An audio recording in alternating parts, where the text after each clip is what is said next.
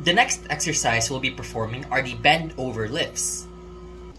So now we'll be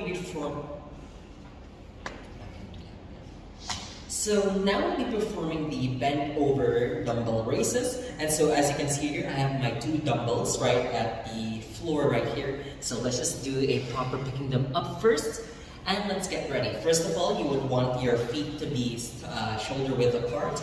And slowly but surely, you want to bend over a bit and lean over, okay? Lean over just like this. All right, let me just go to the sideways so that you can see properly. Lean over, your back should be as straight as possible. That way you won't be having to perform any pressure on your back. So now, before we get started, just put the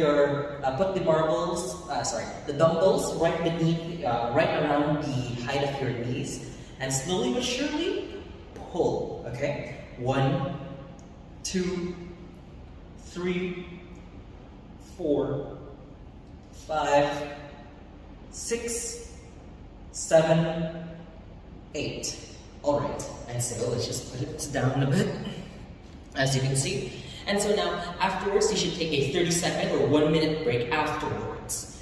And so now, just keep in mind some general reminders is that we don't exactly recommend that you try to bend over. Let's go back to the initial position. No dumbbells this time for a much more clear show, right? So on this part, what we always recommend, you always never bend your back, all right?